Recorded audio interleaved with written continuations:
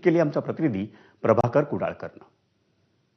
सही ट्रीटमेंट जे आहे ना केली नाही आणि दुसऱ्या हॉस्पिटलमध्ये घेऊन जा असं बोलले, तर मुंबईला त्याला नेण्यासाठी गेले. तर एवढी ट्रॉफिक तिकडे होती, 3 ते 4 तास ट्रॉफिकमध्ये अडकलेला आणि रेहान शेखनी जे आहे ना तिकडे आपला दम सोडला. रेहान शेखला कसं ॲम्ब्युलन्स मधून घेऊन गेलेलं का खाजगी वाहन होतं काय? खाजगी वाहन होतं, ॲम्ब्युलन्स तर नव्हती. घाई गडबडमध्ये सर्व निघून गेले आणि त्याला खाजगी प्रायव्हेट गाडीमध्ये घेऊन जात होते. जो 2 वर्ष का था, जिसकी जान चली गई इस ट्रैफिक में।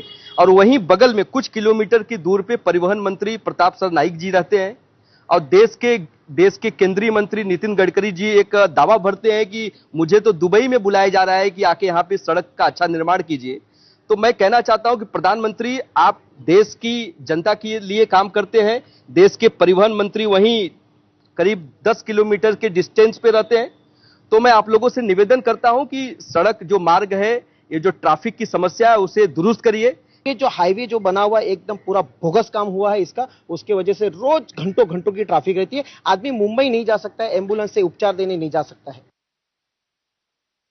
या सरकारने एवढे करोड रुपये खर्च केले, तेवढे करोड रुपये खर्च केले. रस्त्याची परिस्थिती तुम्ही जाणून घ्या, तुम्ही स्वतः पाहणी करा. अशी परिस्थिती आहे आणि अशा प्रकारे जर रोड झाला असेल तर अशी परिस्थिती होणारच आहे. आणि काल त्या लहान मुलाचा बळी गेला, याचा प्रशासन जबाबदार आहे, त्याचा कॉन्ट्रॅक्टर जबाबदार आहे. याच्यावरती कॉन्ट्रॅक्टरवरती मनुष्यवधाचा गुन्हा दाखल झाला पाहिजे, ही माझी मागणी असणार याच्यामध्ये.